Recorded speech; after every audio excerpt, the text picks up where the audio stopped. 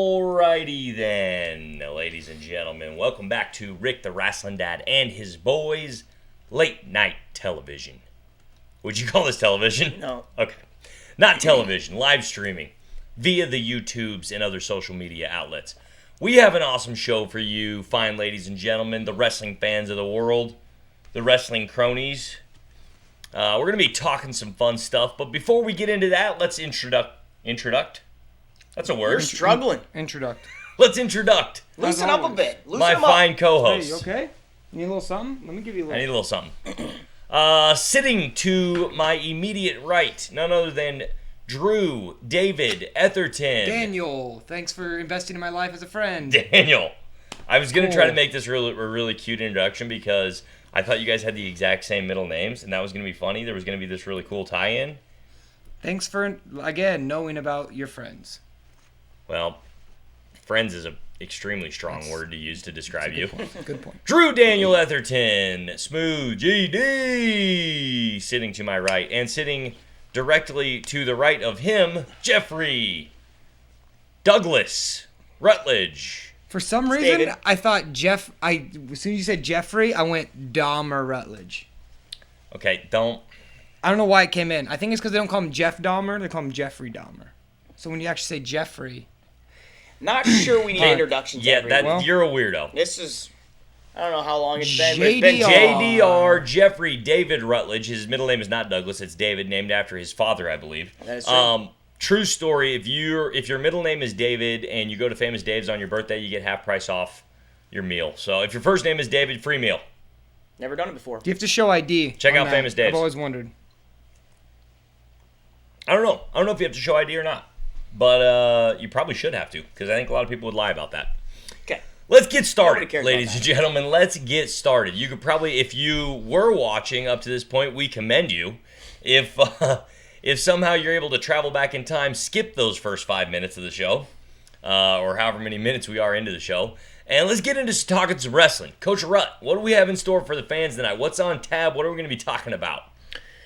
Well, I tell you what, right away we're going to get into a little headgear of shame. I was voted no on headgear of shame. Coach McCurry, he likes to get in arguments and very passionately argue about things and hope to come out on top. He did that very thing this morning at a team camp that we were competing at. We had two wrestlers competing in an all-star duel. We needed to live stream it, so I did it from the Lincoln East Wrestling Facebook page. He said that Instagram would be much more popular. Lo and behold, I was right, and more views came to the Facebook side of things. So I think he should wear the headgear of shame. I am ashamed that I have to wear the headgear of shame. But I was bested this morning, and I know how to admit defeat. Oh my goodness. See, gracious. I am the one that is disagreeing right now. Ooh, not looking good. Oh, For the sake of the podcast, he might need to take that off, put that hat back on. Hey, we did commence new headgear of shame rules though, which I'm disagreeing with, and I think we should let the viewers here help with that. you agreed with me. Oh yeah, well I think that, but you want to take it off after like a few minutes. I think if you say something dumb, not necessarily a disagreement, but if you say something stupid, then you got to wear it until somebody else says something stupid. Oh my gosh! But the maximum you'd have to wear it is one episode. That's just me. So I just need to get one of the two of you to say something stupid. Yeah, 100%. Yeah. That's right. Well, and then the other, but Shouldn't yeah. be hard. Gosh, Jeff, you have a tiny head for wearing this thing last week. I do. I have a small- Okay, small here's the leg. deal. Kids, get on your Instagram. Your parents have defeated you because Facebook is like basically 65 and up. And yeah, and Instagram is basically cool, young jock hipsters. And however, I don't know how it happened, but the grandparents defeated the children today. And Facebook had more live stream hits than Instagram. So, Victorious. kids, you should be ashamed of yourself. Yeah, so you got the headgear shame on. We're going to talk about our big topic today is when is the best time to start wrestling? What age is the best time to start wrestling? That's going to be kind of our focal point today. We also got some new rules coming at us from the NCAA. So that'll be pretty cool. Maybe, introduce another segment of who would win. And Who would win? Get a little bit, maybe make that a consistent thing. And then, we'll do some hot takes, finish out with Yanni. We haven't talked about Yanni We yet, have not so we talked need to talk about that controversy. Yanni Zane update. Maybe we could, if we can squeeze it in, we can talk a little Dake Ringer update as well. All right, so let's get into it. Youth wrestling. Let's just start nice and simple and easy. Age is just going to be a one-word answer. One number answer. Well, there's a lot of... No, don't. This is a one-number answer, and then we're going to break it down. Okay. Age that you should start wrestling. We're going to start... In today's age, right now? In the current state of affairs that we are in. When should a child, youth wrestler, when should a youth of America that is looking to get engaged in the grappling arts and start in a wrestling club, what age should they start? Since I posed the question, I'm going to start it off. I'm going to say 11 years old. I'm going to hold to my criteria, and I'm going to say 11. I have multiple number answer. Well, it's not that easy. It is. No. For right now, it is. For the next 2 minutes, it is. But we're not talking weight. I do think weight has a lot to do with this. He said a one-number answer, I believe. I believe that's what the man said. 2. Fair enough. Yeah, I refuse to answer this question. Oh, my gosh. Yeah. You got to have some context in there. Yeah, We're getting there. We have many examples. We're getting there. I want to just provide a little preface to, where we're all kind of landing, and then we're going to break it down. I had to do it. 1. Dude, bro. Oh, my gosh. Less than 1. I'm so angry right now. All right. 3 months. Okay, so here's how. Let's get into this question. Here's how this came up. We were talking at this wrestling camp with a Rasslin Dad. One of those guys that likes to tell him to squeeze until he quits kicking.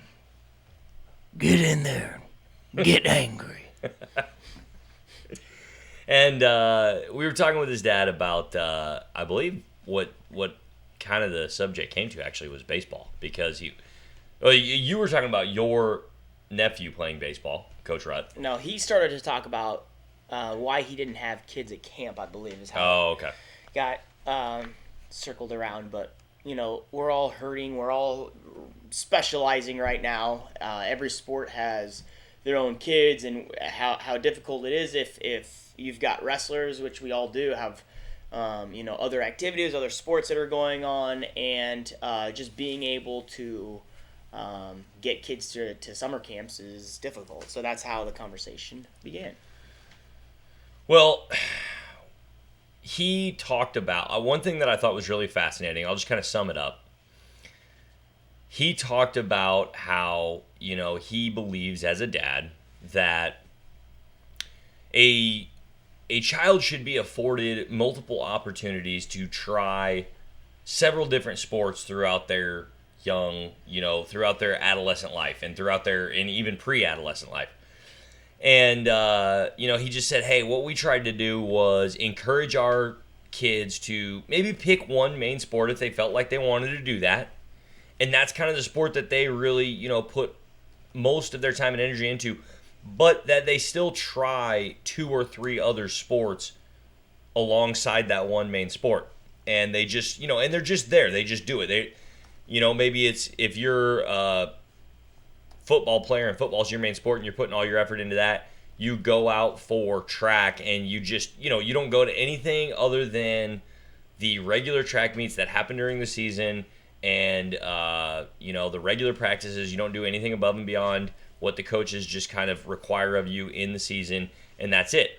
Now, what you spoke to, I believe, Coach Rutt, was the fact that that's great in principle, but the unfortunate fact of the matter is that if a kid, really, it seems like this day and age, if a kid tries to branch out really much at all, they are potentially limiting themselves from elite training in whatever their main sport is, namely year-round elite training, and they get left behind by the other kids that only do one sport. Yeah. Okay. Let's simplify this a little bit. So I believe that the most optimal, if we lived in a society in which we could do this, I think that 12 years old would be the best age to begin wrestling, because you're starting to get muscle, you're starting to develop athletically, you're able to put focus and concentration on learning new skills and techniques, and you also, which I believe is the most important thing with wrestling, is you have the emotional maturity to handle winning and to handle losing. So I would say 12 years old, if our society currently would allow it. But the problem that we're in right now is that it is very, very difficult to start wrestling or start any sport really at 12 years old. And the reason being is because we are so specialized and everyone's doing so much at whatever sport it is, that you're wanting to put focus on, that you're developing skill at a very, very high level and a high rate. So I'll go to youth tournaments and be absolutely floored at the skill level that these kids are wrestling at.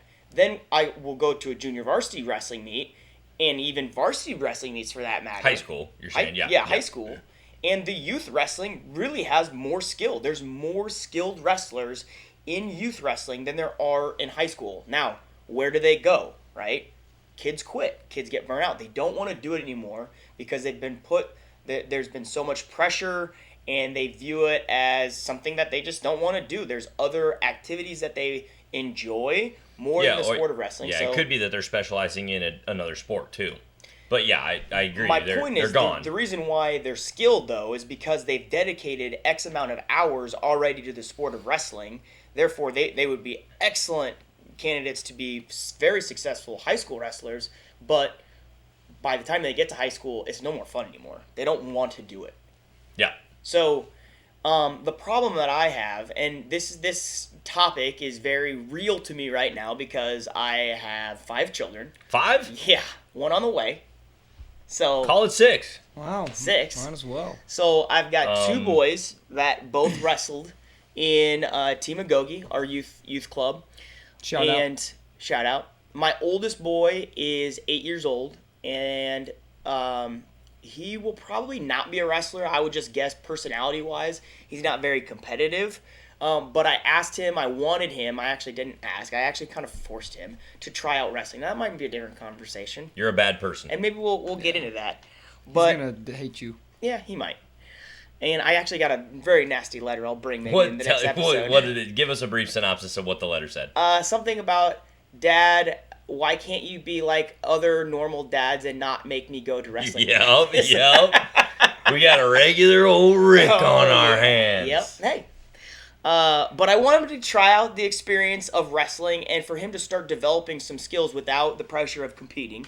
Now, my next youngest son, so they're 16 months apart, and Max is super excited about wrestling, and he's going to be super competitive, and he's going to be one that I'm going to have to kind of figure out what is the answer to this question. When is the best time to start wrestling? So, obviously, both of them have started practicing, and at our youth practices, they always shake hands and say, have fun, and they keep it. The coaches do a great job of keeping it lighthearted, and the focus is not on wins and losses. But the fear for me is as soon as I bring him to competition, he looks around because I do this, and I'm 34 years old. I'm absolutely shaken would be past or tense. shooken. Shooked. Shook. I'm shooked by the behaviors that are seen at youth wrestling tournaments, and for my 7-year-old to go in there and to be able to figure out and be mature enough to figure out the difference between, why is this dad screaming at his son, and I thought my dad just said it should just be fun, that's going to be really muddy waters and it's difficult to cross. Okay, I'm getting long-winded, but my point is, if you don't start wrestling and developing skills at an early age, if you start wrestling at 12, then you don't have the skills to keep up with everyone around you. And when you don't have the skills to keep up with everybody around you, you hate it because you're getting your butt whooped. And it's no fun. Nobody wants to go in there. There's very few people that are able to go into a sport and to be absolutely terrible at it and to lose and to lose and to lose and to lose and think, man, this is great. I'm really having fun losing, and keep with it and eventually be successful. Now, are there examples? Yeah, sure there's examples, but those are far and few between. But there might be just as many kids that are wrestling their whole entire youth career that are just getting the crap kicked out of them and getting super discouraged through that. Like you? Well, yeah. I Coach probably, Keenan over here, or Rick over here, was not a very great youth I wrestler. was a chunk. I remember starting out wrestling very young and seeing Keenan and be like, his dad's the coach. Why is he so bad? Was that your voice back then? Yeah, That, yeah. no, that was my voice. Oh, yeah. Yeah. Oh, that was his. No, that was me. That was, yeah. I was yeah. wondering why you weren't good at wrestling because okay. your dad was the coach. Yeah. Mm-hmm. And, Which is another stereotype that us Rick the Yeah. Rasslin Dad sons have to live with. Well, my son better be good. Yeah. You won't embarrass me out there. Or else. You honestly, it does dictate. Why your not? parenting. But based upon what you just said, Jeff, what stands to reason to me is that you would actually want to postpone a kid getting into wrestling until they're more emotionally mature so that they can deal with losing over and over and over again. What you were just saying is there's not very many kids that can handle getting their butt whooped, and so they kind of need to develop before they get to high school is what you're saying, right? What I tried to state was that there's conflict. I have conflict because on one end, a kid doesn't have the emotional maturity to handle wins and losses. On the other hand, if you start them too late, then they're way too far behind skill-wise, and they will never develop into a good wrestler because they don't want to do it because they're so far behind. So I'm trying to figure out and blend when is the right time to start introducing competition. Obviously, they're already in a youth program. The kind of goal right now, or the idea, is that he's going to try out like a tournament, and if he can handle it emotionally, then we'll talk about maybe adding another tournament next year and kind of gradually introducing him into competition. But again, I'm not super confident in I believe any of it. I believe a few years ago we had this discussion as a staff, and we heard, and I don't know anybody who perhaps is from Pennsylvania that is close to the Penn State wrestling program could maybe confirm this, but we heard that the way Kale goes about it. Oh, Big here Kale, we go oh gosh, again. Here we go. Big Kale Kale Sanders. guy. Let's do whatever Kale does. Yep, it's got to be. Seems to work, but weird. Yeah, because he knows youth wrestling really well. We heard that, and this is an interesting thought, maybe a philosophy, is to have wrestling practice for younger kids, but you're not really doing any wrestling. It's more gymnastics, it's more flexibility, more mobility, more just getting to know your body, getting Overall athleticism. and slowly, gradually introduce wrestling things and positions, and maybe we play like the foot tag game, which is natural for kids to do, which is a wrestling thing, to use your head and hands to stop somebody from getting to your legs. But you're not thinking, oh, don't get taken down. You're thinking, oh, he just doesn't touch my foot. Little things like that to develop the athleticism that is very conducive to wrestling, because we've seen a lot of former gymnasts, that get to high school, start wrestling, and they're already further along than anybody else who just starts wrestling. Or somebody who just has done more, athletic movements in that sense, and then slowly start introducing wrestling and not have them compete till they maybe get to a more mature age, and then slowly kind of like boil the water while they're sitting in it. The fact that you gave that concept to Cale Sanderson like that's a new concept I didn't give that to him. blows my mind. That's big. That's Andy Rovat and Jake Herbert. First time I heard not it was anybody. Kale. That's First time not I heard it was Kale. That's not a new concept. Wow, we could have talked about whatsoever. that before. Unbelievable. But that to me seems to make more sense. Well, what are you doing? Oh, no, I'm just adjusting my head here. All right, good. I can hold that for No, you. I'm just putting if it you over need here. I'll hold it. All right. I'm just I'll- putting I'll- it over here. Jeff I need needs a it. Jeff needs it. I'm putting it over here. All right. Tell one of you says To me, something that stupid. is a very interesting philosophy, and this is something we were talking about today a little bit, is because we like, oh, this guy started as a sophomore, or this guy started as a freshman, and look at him, Travelda Lognev started as a sophomore in high school, I believe, and he was an Olympian. I also we found that everyone who we talk about who has said that, my old roommate, Austin Trotman, who we were talking about, he started as a freshman and was a 2 or 3-time state champ, and they seem to be bigger guys. Well, do you just mean like not 106, 113? Yeah, or? so like I would wonder how many 125 pound, 133, 141 pound national champs started as freshmen or sophomores, compared to some, or maybe not national champs, but All-Americans. Yeah. Somebody who's gone on to do bigger, to go on to be very successful at the next level. What size were they? Because every person I've heard about it is a bigger person, one of the upper weights. What would be the reasoning for that? I think you probably, this is going to probably cause some issues, but you have to do more wrestling things when you're at smaller weights. You have to know more wrestling. AKA, you have to be more skilled in the sport the lighter the weight you are. Coming from 2 lightweights. Interesting. Well, would you disagree that it's easier to take... Hey, guys, just because you guys don't have muscles doesn't mean you need to say something that makes you sleep a little better at night. I'm thinking that you I'm more skilled. What was more interesting? Spencer Lee wrestling or that Sam Stoll, who is the Michigan guy, with his just push-outs the whole way time? That you can tell me that... That was so boring. Spencer Lee is more entertaining than David Taylor. Or no, but Taylor was a lightweight. Yeah, David Taylor was a lightweight. Okay, fine. Thank you. Good job. He's fine. Kyle Snyder. Is Yanni more exciting or Kyle Snyder? Kyle Snyder is really exciting because he's really good and he wins all the time, and he's very exciting for how big he is. But Yanni is more exciting when it comes to actual wrestling positions, weird scrambles.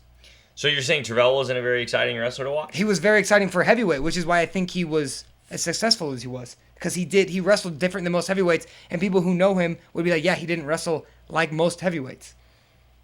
Would you, as a high school wrestling coach, which we know you are, is it easier to take someone who has never wrestled before and get them to be a state medalist at one of the heavier 3-weight classes or one of the lighter 3-weight classes? Well, that's just because there's just less heavier wrestlers. But that's not true in college. Well, there's less heavier wrestlers? There's less guys that wrestle at 195, 220 in heavyweight than there are at 106, 113, and 120. But that's not true in college.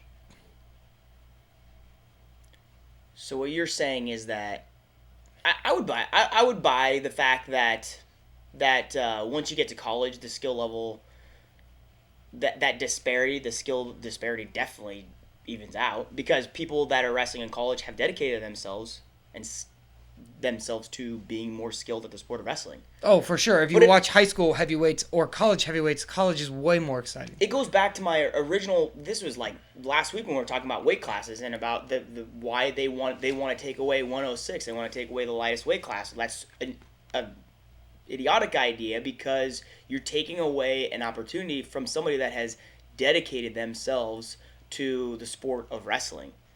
That is, and you agree that the heavier weights, that's not the case.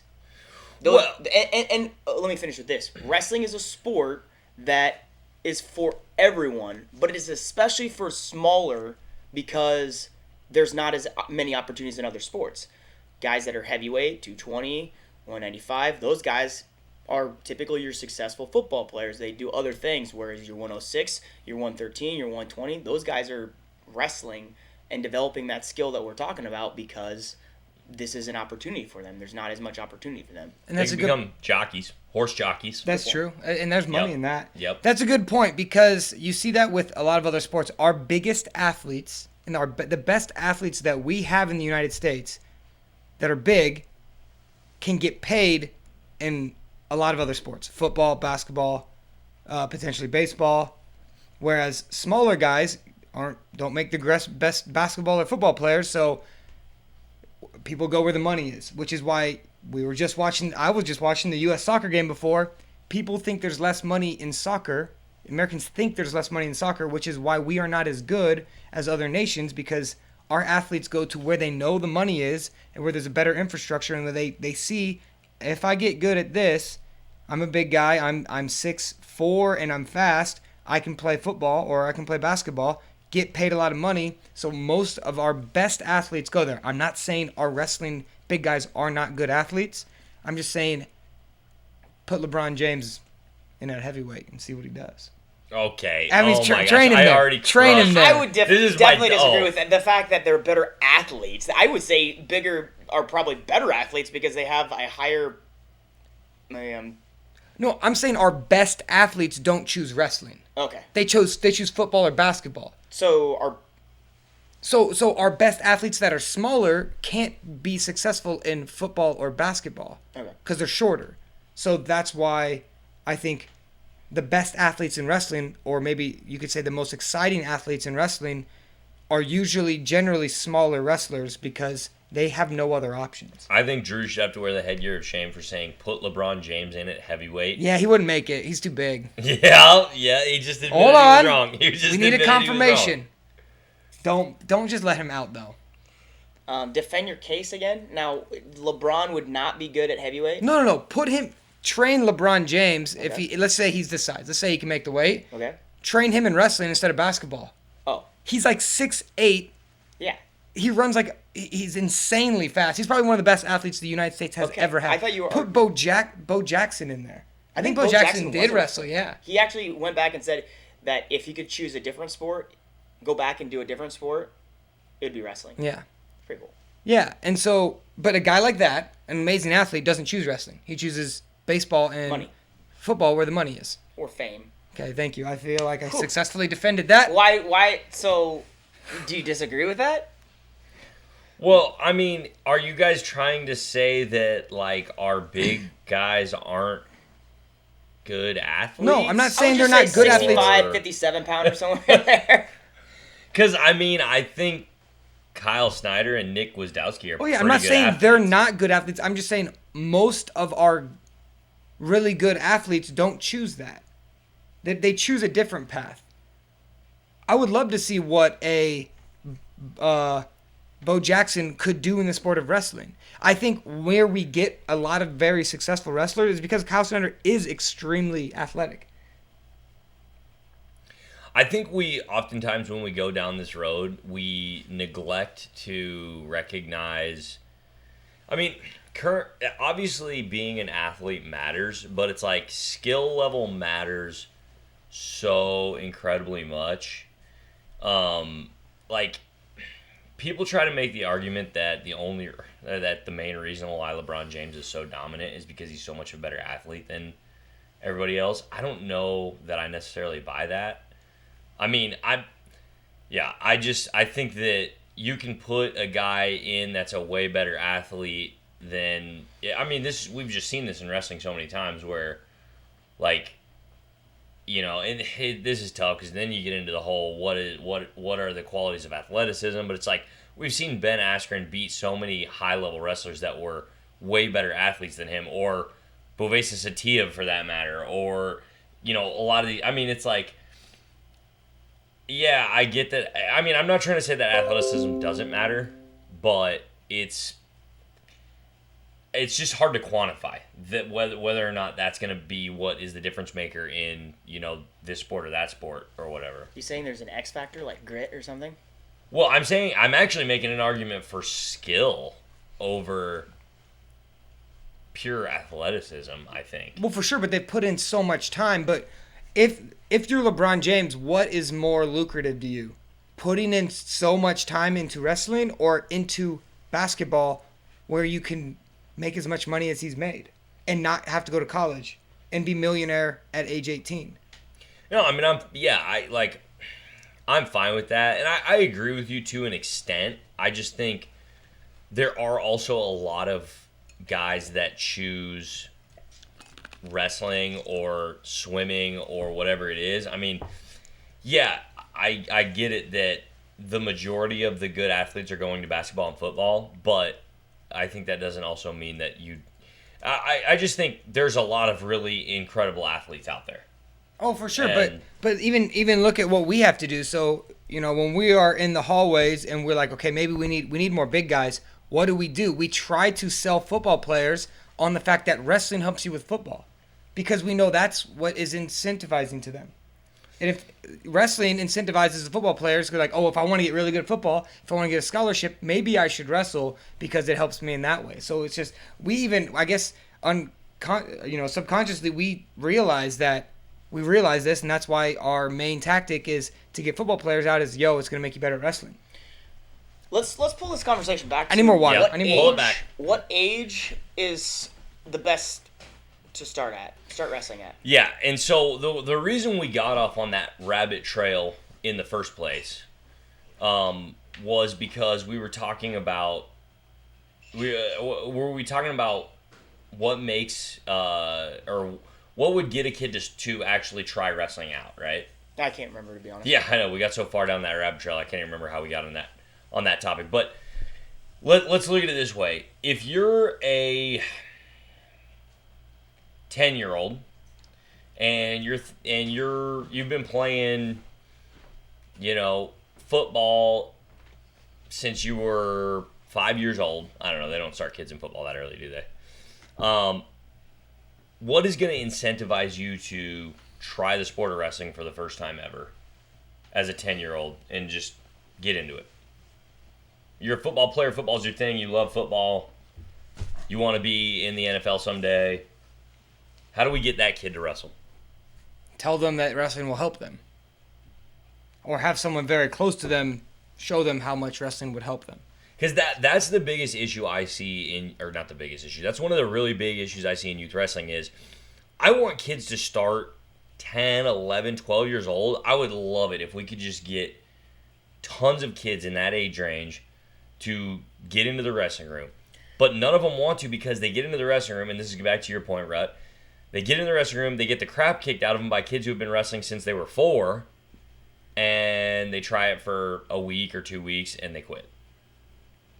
I think at that age it's social. I don't think saying, hey, you should go out for wrestling because it's going to help your football. And they're like, man, that would be a good idea because I'm going to be really. I don't think 10-year-olds think like that. I think it's I want to do something fun with my friends, and then they go in, and all of a sudden it's not fun because they're getting their butt whooped because everybody else that they're wrestling has been wrestling for 4 years already and has such superior skill. And that was the conversation about my cousin who actually tried wrestling as an 8th grader, by the way, and got pinned in under a minute in all 3 of his matches of the one tournament that he went to. And he said, heck with this, I'm gone.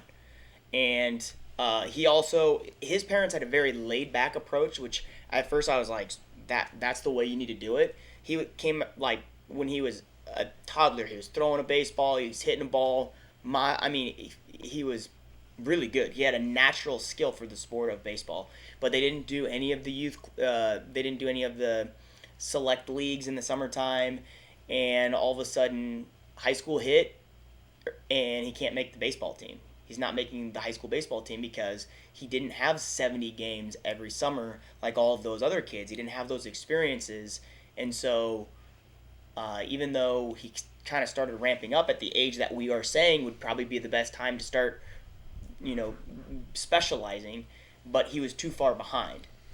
So that's my point is I think it would be better to introduce it slowly, develop skill at a very early age. I'm saying 7, 8, and introducing competition in small increments. And it's different for each kid, right? Some kids are, they have different emotional maturity, right? Their age. I keep saying that word, but I think their age doesn't matter as much as where their emotions at. Can they handle themselves on wrestling mat? Can they handle winning and losing?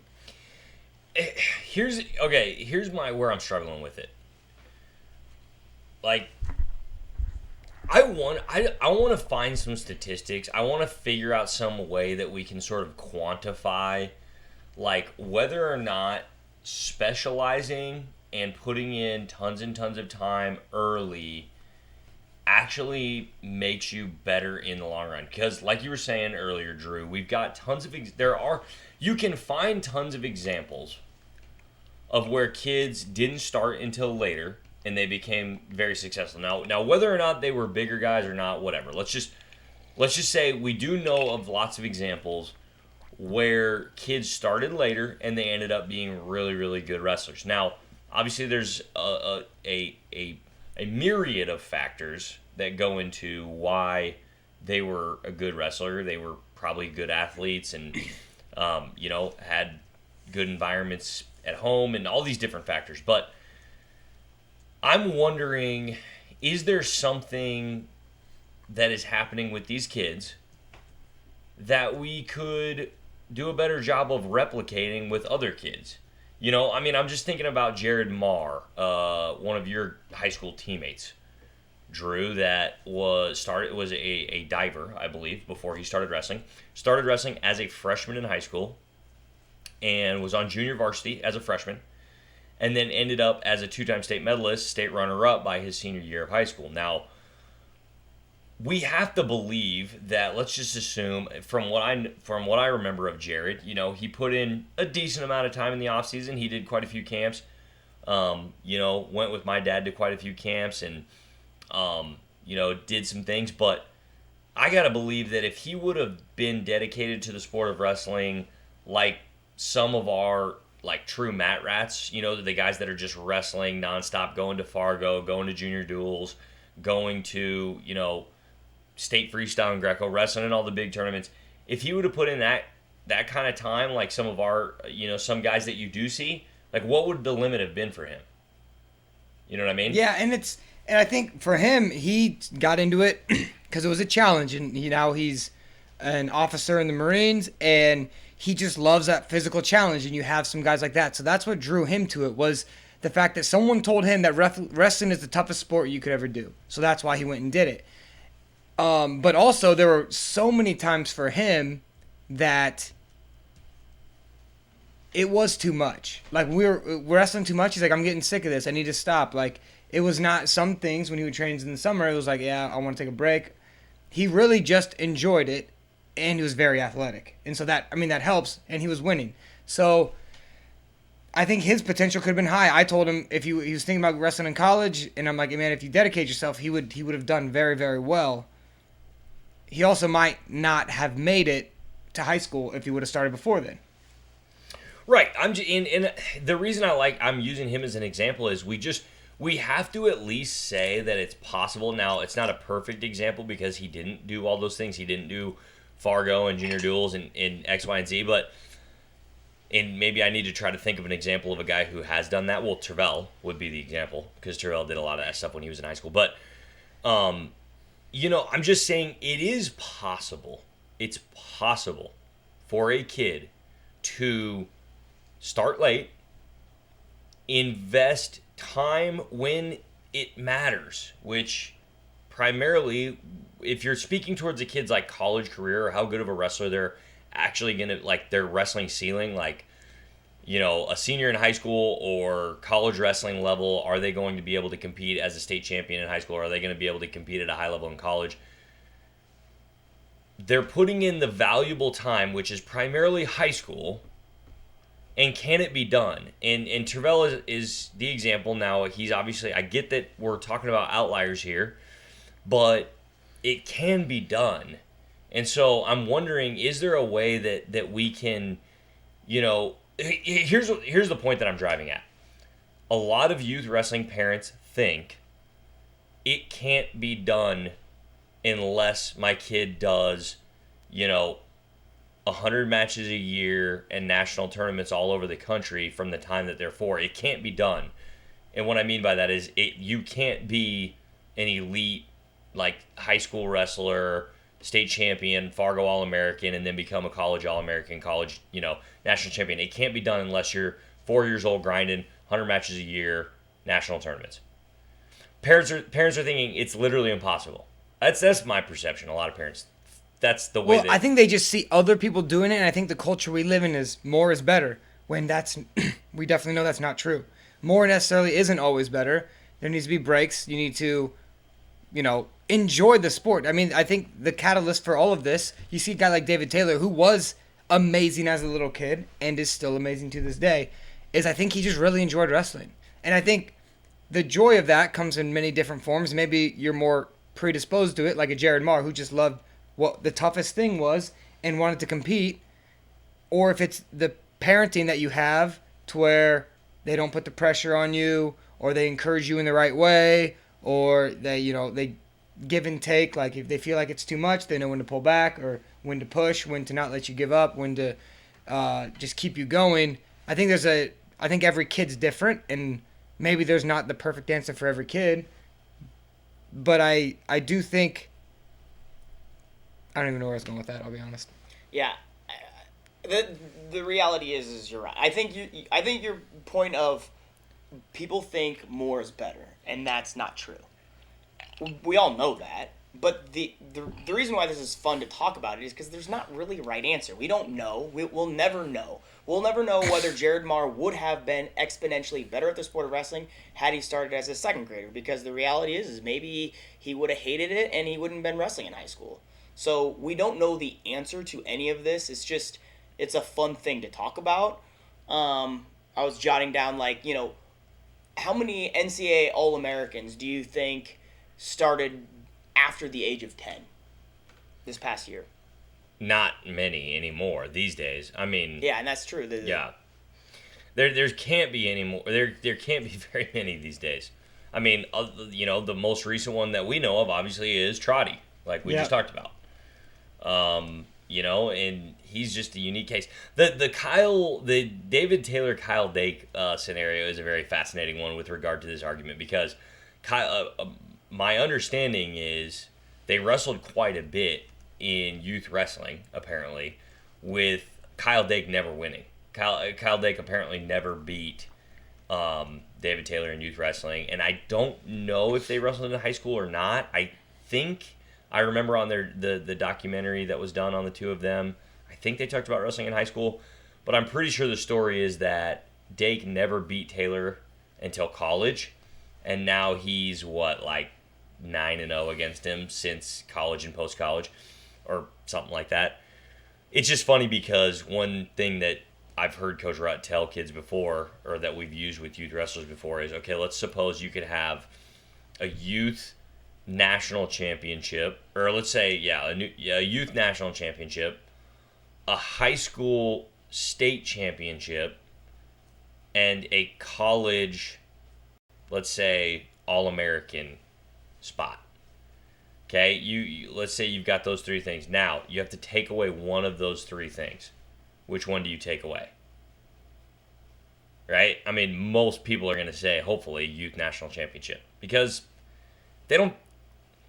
Kyle Dake isn't thinking about. At least I highly doubt Kyle Dake is thinking about the time that David Taylor beat him in the 4th grade right now. Trophies are big, though. That is. Trophies are big. Big trophies. I mean, if I didn't get a trophy, I would ask my dad if the tournament had trophies, and if it didn't, I might find a different one. That's the motivation to get into the tournament. The funny thing is so here's the heart of what we're driving at, though, is, yes, this is a fun thing to talk about, and yes, there is no perfect answer to it, but there is need for, in my opinion, some reform in the way that youth sports is done, namely just in, I think, parents' attitudes towards it. And so it's like, that's the funny thing, is parents want more, they encourage their kids to always do more, and what the message that eventually gets sent over time is, hey, the success that matters primarily is the success in the here and now. Like, I want you winning now. And our culture is immediate gratification. Our culture is immediate gratification. And so what happens is, kids, and everybody who puts on a youth wrestling tournament knows this, the two things that matter is, number one, the biggest thing of all is trophies. What do the trophies look like? What do the awards look like? Are the kids going to be jacked up about them? Are there 4th place medals in a four-man round robin? Yeah, that's also can be an issue of controversy.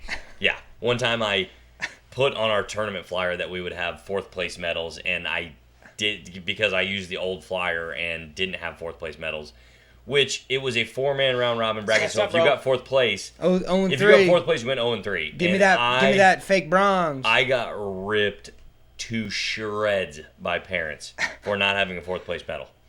Yeah, it was ugly.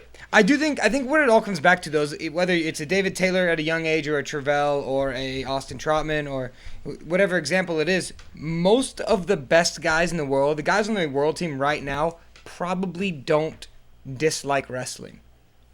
So they probably enjoy it. They probably love it. They probably have this passion for it to where I think if you can have that with somebody, if you can get them, if someone loves wrestling, they're going to want to invest time. They're going to want to go to camps. They're going to want to go to more tournaments. They're going to want to take the direction of their coaches, whichever way their coaches think they need to go. When they're just, okay, when you have a kid and he's just like, I do it because up until I was in high school, I only wrestled because my dad made me and it was because I was good at it. And I had success. So it's like, well, at least if I'm having to do it, at least I'm winning. So it was okay. But I didn't like wrestling. I didn't want to do it. I didn't want to talk about it. None of my friends ever really knew I was a wrestler except for when I couldn't hang out on the weekends. It was not something I took pride in. And it was just, and when I got to high school and my dad wasn't my coach anymore, I started to love it. I had teammates. Now all my friends were wrestlers and it was like, oh, this is cool. Like, even though I didn't necessarily fall in love with the sport of wrestling, I loved everything around it. And then eventually I grew into loving it later on. Which kind of brings me to my point about building skill, because you never know when you're going to be appreciative of that skill. Yeah. I was good at it immediately, and that's why I wanted to do it. And I didn't love... I don't think I loved it. I loved winning. Yeah. But as soon as I got a team and started to enjoy the sport with my teammates, that's when I fell in love. And now we, two kids that... I remember a specific time at, 7th grade, I thought about quitting. It's like, this is not fun anymore, but I'm really glad I stuck with it because now we've got a wrestling podcast and this is what we're fanatics about, which is interesting. Yeah, it's kind of interesting because I sucked as a kid. Yeah, you did. Yeah, you couldn't quit though because your dad is a coach. My dad was like, "Get back out there." I remember once my dad was Quit like, "Hey," crying I was on like, your back. "Hey, Dad, I want to keep wrestling, but can I just practice and not go to tournaments?" He's like, "No," and I'm like, "All right." Cool, sounds good. My earliest memory of Drew as a youth wrestler was when in the old wrestling room, which was about a 12-foot by 30-foot room practically, and we were having youth wrestling practice up there, and Drew just comes sprinting up the stairs into that wrestling room, hopped up on Nerds and Mountain Dew and whatever else freaking sugar he had at that time, probably 4 years old, if that, and he just does a reverse somersault, lands on his feet, and comes up to me and says, "That's a pin in freestyle." I'm like, who is this freak, first of all?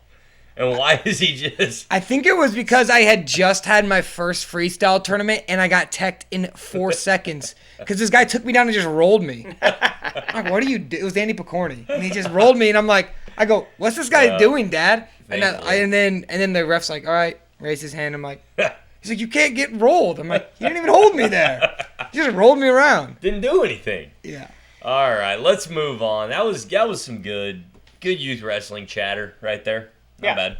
We did have a question in our chat about Anthony Ranke asked. Now it's disappeared on my screen, but he asked about breaks in the off season. What are your thoughts are on taking breaks? Yeah, you can go down to it on your computer, Mike. Let's look it up. No, it's gone. Oh. Taking breaks in the offseason. Looks like the message was retracted. Well, darn it. Anthony, we appreciate your comment. Taking breaks in the offseason, I'm a big fan of it. Yeah.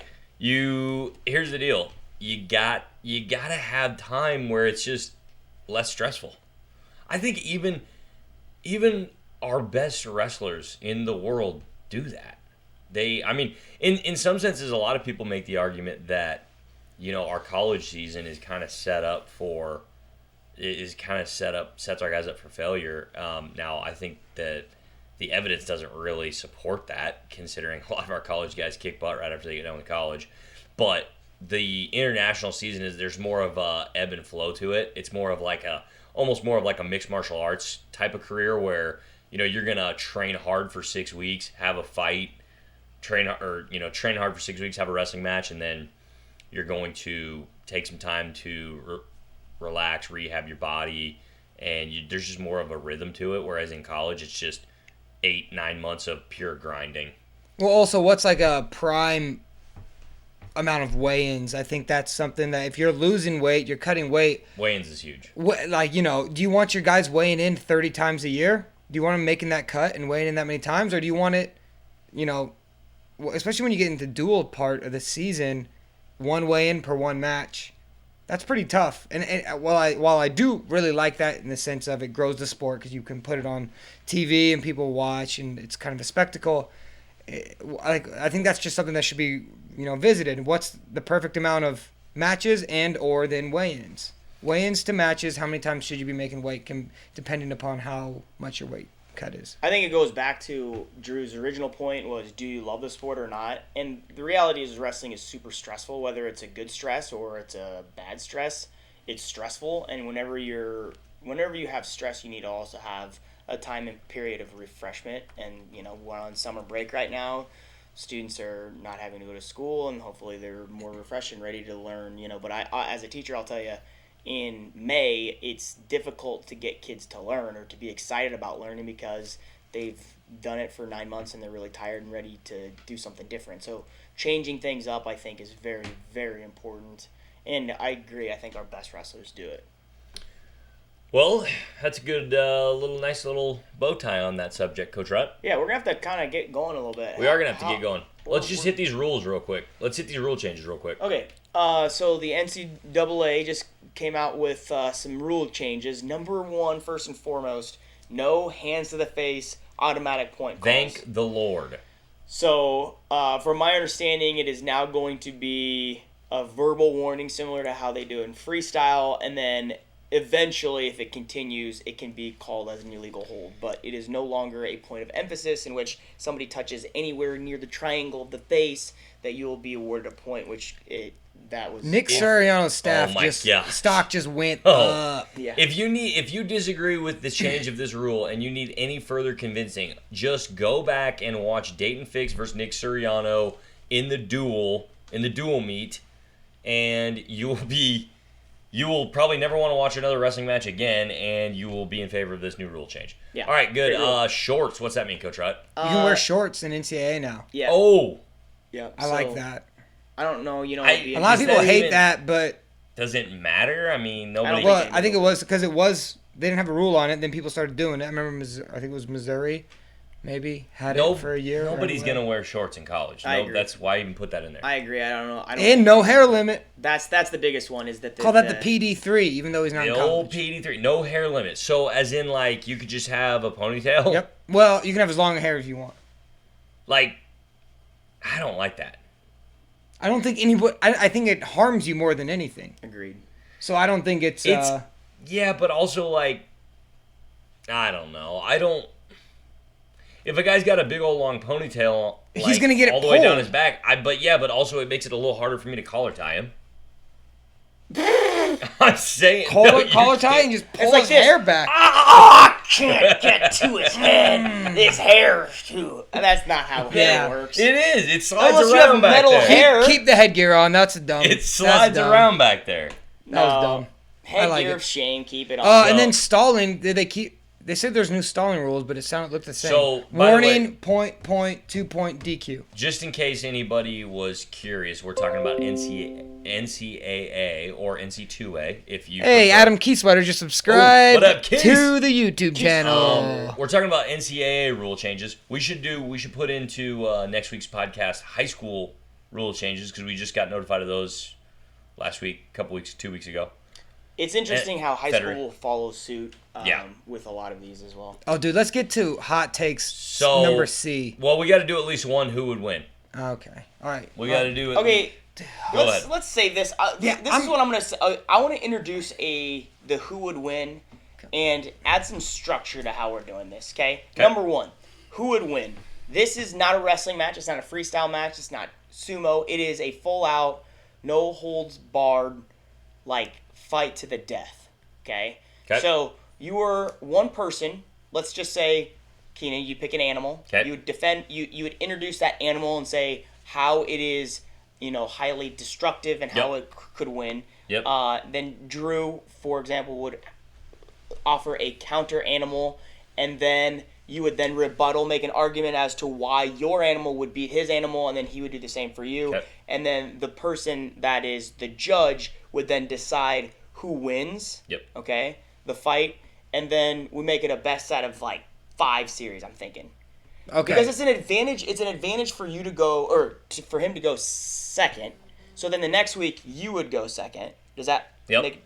Does that Let's make do a sense? quick speed round right Well, now. I also think Quick we 3 could minute- add it in wrestling match. I think we should do like a historical wrestling match in there Yeah. as well. And then this is freestyle, Okay. whatever it is. But then also do the Yeah. kind of mix it That's up. fine. We'll talk about this. We'll get it going. We'll quick speed round under 3 minutes. Who would win? I'm going with hippopotamus. That was mine. So you go. Over what?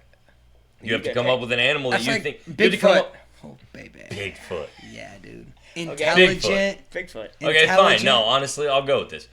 Okay, hippopotamus. More deaths accounted to the hippopotamus every year than sharks. And Bigfoot. More human deaths. Yeah. Oh, exponent. You want to know how many more deaths are accounted to hippopotami than sharks? I'm not debating sharks, bro. Or I mean, than Bigfoots? Than Big Feet? Oh, where'd you get these stats? The BFRO? Yeah. Guess what? Literally 100% more deaths accounted to hippopotamuses. Okay, your time is up. Go ahead. Obviously, you have not gotten to read the book Missing 411 by David Paulides. Check that one out. No, we haven't. Tell us about it. It's about a lot of missing people in U.S. national parks every year.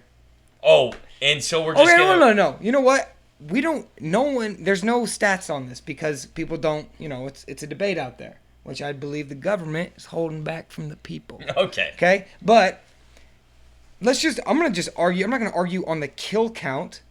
I'm going to argue on hippos, they run straight. A Bigfoot just does an olay to the side, jumps on its back. These things are like 8 foot, probably, jumping around, and I don't know if he could choke him out, but he'll just probably rip his throat out or something. Do I get my rebuttal yet? Yes, Not yet. Hold on, I'm not done yet. And they don't bury him like they bury their dead, which is why you don't find their bones. Oh my gosh. Oh my. Okay, go ahead. All right, rebuttal. First of all, you're wrong. That's not a good Do you rebuttal. rest your case? Hippopotamus. Imagine a Bigfoot. What's a Bigfoot's natural habitat? Oh, trees. Exactly. Forests. Imagine a Bigfoot in the swamp. Whoa, we 'Cause- didn't say where this fight was taking Well, place. Bigfoot. Actually, There- they are in the swamps. They're in swamps. Exactly. That's exactly my Has point. a hippo ever pooped out a Bigfoot? A hippo in the swamp. It's freaking swinging its arms around like it does. Can I help you? Okay, hold on. A hippo? It's swinging its arms around like it does. No, Or a a Bigfoot. Bigfoot in the swamp. Yeah. And now I'm talking backwards. Now imagine a hippopotamus. All you can see is its 2 eyes over the glassy waters. Just stalking its prey. Comes up, freaking bites the Achilles tendons of the Squatch. Squatch can't even run now. You don't know it has Achilles tendons. I'm pretty sure it's an upright. All right. Bipedal? I'm gonna help you. Yeah, it's a I'm gonna bipedal. help you. It's a bipedal. How big is Oh, you can't Bigfoot? get on a hippo How big is it? Wikipedia. How All right, big here is we go. Okay, Bigfoot. All right, you go. 8 feet. Here's a hippopotamus. 3,310 pounds. 3,000 pounds Hey, plus. Chris Taylor got belly to back by that one German dude. Remember Yeah. that? Yeah, That Chris was- Taylor Boom. was like 600 pounds. The hippopotamus Chris is Taylor did get- 3,000 pounds. Okay. Well, they're not One slow, chomp. but he ain't moving quick. All right, hippopotamus chomp. wins. How about this? Hippopotamus wins. How about this? Move on. The Bigfoot just gets the hippo to charge him, and there's a tree there, and he jumps out of the way, and the hippo, like a freight train, just goes right into the tree, breaks its neck, and then he just tears him apart. The only from way there. I'm giving Bigfoot a chance is if it's a swarm of big feet. No. It's a swarm. That would be what's it? It's got to be at least. That would be a gaggle of big five. a gaggle of big fi. Yep. Okay. Okay. Hey, let's do this real quick. Moving on. Let's move on. Hot takes. We did this last week. Yep. Should female wrestling be free or folk? We're gonna have to maybe move that to next week. We're gonna keep moving it. Okay. Yeah. Let's do some other. Shake hands. Should wrestlers shake hands of the opposing coach after a match? For or against? Against. Against. For. Why? Seriously? You can, okay. Why? He's just doing this. Yeah, he's just doing. Sportsmanship. Oh is my important. Oh, is it? I love my when gosh. when your guy wins, he comes over Here- and slaps your hand really hard and stomps off, and then his coach like, go back and shake his hand, and then you're like, and I'm like, great. Now I got sweaty teenager all over my hand. Angry hand. Yeah. He gives you the. I hate it when they give you the angry hand. Yeah, I'm like, what are you doing? I remember in high school, They always try to. a certain coach would always squeeze my hand super hard. Yeah. Yeah, well, you're weak. I cannot believe you're like, oh, you got. No, I'm like this. I'm like this. He's got too firm of a hand. Well, he was he was mad. No, he would like squeeze it hard. I'm like, I don't want to shake your hand either. So can I just not do this? So Like, you think- you don't Hey, want to shake my let me get hand? this right. Here's the He thing. was upset. He was. I don't know why he would be so visually upset. And then I'm like, I don't want to do this. You don't want to do this. What are we doing? You think the coach was trying to hurt your hand on purpose? I don't know. This guy was an interesting cat. I'm not gonna mention who it was, Fragile. but So no, I was just like, why are you doing? Like, I don't want to come over here either. So what are we doing? Okay, first off, how many handshakes do you need to show sportsmanship? You shake hands before the match with the guy. You shake hands after the match with the guy. If it's a duel, you shake hands at the introductions of the duels. Oftentimes, you go and shake the other coach's hand. So at this point, I'm going to be shaking the other coach's hand 3 times, the wrestler's hand 4 times, because after the duel, then you walk by and you shake everyone's hand again. So yeah, now it's I'm a bit going. excessive. Yeah, 3 handshakes per coach and 4 handshakes per match. Yeah. Also, here's the duel. deal. You just don't, with the number of incidents that it creates, the number of issues that arise out of the coach athlete handshake after the match, it's just not worth it. I get having the athletes shake each other's hands after the match. You know, whether you want to or not, you just did battle with that guy. You have to show him respect. Okay? It's kind of like the coach, but he wasn't even in the match. I mean, he was there, but All right, this is hot takes. You guys can't explain so much. No, I feel like this is that's a that's good one. topic. That's a good one. That Maybe spend a little bit that more one time deserves next. some time. Yeah. Okay. Aliens exist. Yes or no? Aliens exist. Yes or no? This is coming off the back of this new Joe Rogan that everyone's talking about, which I have listened to. Jeff has almost completely listened to. Yep. Keenan refuses to listen to because he don't want to know the truth. Of the Bob Lazar Joe Rogan podcast, which was quite interesting. I'm going to say I believe there is technology out there. I'm starting to believe there is technology out there that we don't understand. We don't possess. The question duh. was... That we don't know about, but that is... That was not the question, Drew. The question was, do aliens exist or not? What's the meaning of life, Jeff? One word. Well, that was not my It's hot the take same question. thing. I got to get into it a little So bit. yes or no? What's the meaning of life is not a yes or no question. This is a hot takes question. Yes or no? I'm gonna say no. Whoa, that surprises me. That does surprise me a lot. I'm also gonna say I have no idea. I'm a no. I'm a no as well. Okay. That was boring. Also though, listen to that Bob Lazar Joe Rogan podcast. Top, bottom, or neutral? One of our former wrestlers and myself were talking today about why wrestling. I was like, there's so many people here. Why could we not sell out Final X? Like, look how many kids are at this. We were That at a was team camp garbage. today. Yeah. Look how many people. We're way more people at this team camp. Like 10, 15 minutes from Lincoln. Why could we sell out Final X? And I go, well, maybe it would help if we did freestyle instead of folk style. And then both me and him were not the best neutral wrestlers. More of a top-bottom kind of situation. And so definitely choosing top, but mostly just because I'm really bad at neutral. You talked too long on the hot takes. Top all day. Mitch Clark, take top. I picked down because it's a free point, and I'm tough, and champions get off bottom. Not Champy. if you just do this. Yeah, Champions get say off that bottom. and go under Zane Rutherford.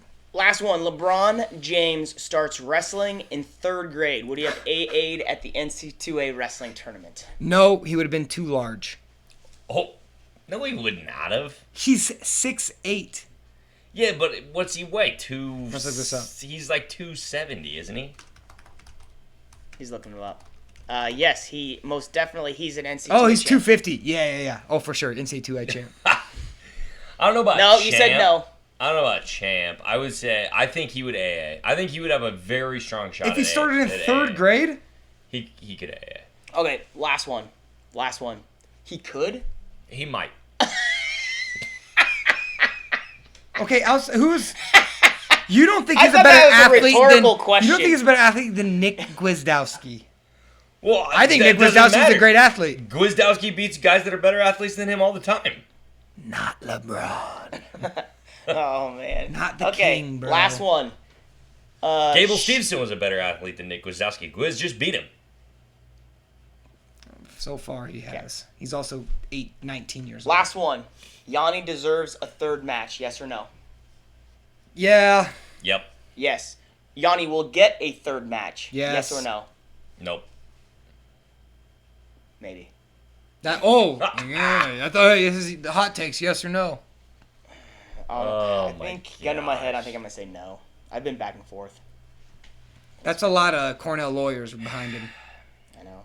Well, The one reason why I kind of turned from no to yes was because Rick Tucci, who is the head official at Rutgers, was not allowed to be the head official at Lincoln. yeah, that was very calculated. I mean, there is precedent for, this has happened in the past. This has been Matt Lindland made the United States Olympic team in, I believe it was 2000, literally because of a court case. Yep. And before that was Randy Lewis, is my understanding, who had some sort of a legal battle going on for his. Oh, speaking of very controversial endings, and that would also tie into the best way to raise a wrestling child, Kerry Colott cattle prods. Oh my God! I'm just saying it got him All right, off bottom. wait, that's for next podcast. It got him off bottom. That did get him off bottom. So I'll say if your that. kid doesn't like wrestling, cattle prod. Hey, one more hot take because this is Adam Keyswetter. Last hot We gotta give our people some love. Key here, Sweater's- okay? We've got Key Sweater's Nathan Hunt, comment. Adam Keyswetter. They're giving some good topics here, and we're just ignoring it. Oh, Key Sweater said Should headgear be optional? should headgear be optional? Yeah, for sure. Hey, Keys, by the way, congrats on being subscriber number 476 and 477. I don't know how you did that, but that's Two impressive. Gmail accounts, man. Yeah, that makes sense. Also sub me up if you haven't. Yes or no? Headgear? Yes or no? No. No. So you're saying no headgears? No, No yeah, headgear. I don't. Headgear should be optional. Yes. Actually, I would go as far as to say I think I'd go no headgear. I'd outlaw headgear. I don't know. Bing. I don't know. I like Yeah. You can't outlaw. I don't headgear. think you should outlaw. Yeah, you can't outlaw it. I want it to be optional. Optional. Wow, we kind of agreed this podcast. Key Sweater, what does high school bears allowed mean? Like you can have bears wrestle in high school? Replace the kids? If you just starve them and kind of piss them off, maybe get them a little angry. Nathan Hunt also commented Cape Buffalo Drew. I'm Yeah. not sure what that means. Do you know what that That means? was my nickname in high school. Oh, okay. Old CBD Yeah, CBD. oil. CBD oil. Okay. Okay. All right. Well, I think it's about time for an outro, gentlemen. Shall we? Yeah, hey, make sure you guys get your alarm bells turned on the old subscribe after you subscribe it up so that you get these live, and then I don't have to spend the first 10 minutes of the podcast on my phone letting everyone know. I mean, I'll still be doing that, but it'll just make it easier. 10 o'clock on Wednesdays. This is our second Wednesday in a row that we have committed. We'll do it again next Wednesday. We haven't quite at hit 10 o'clock. p.m. We haven't hit 10. Quite yet. We're Drew close. was watching a soccer game that Go it Team literally USA. ended 1-0, which, hey, you could have drove over in the, Dude. 89 minutes where absolutely nothing was happening. That'd have been nice. You don't know. Okay. Outro. And Thanks for ladies watching. and gentlemen, thank you for watching Rick the Rasslin Dad and his boys.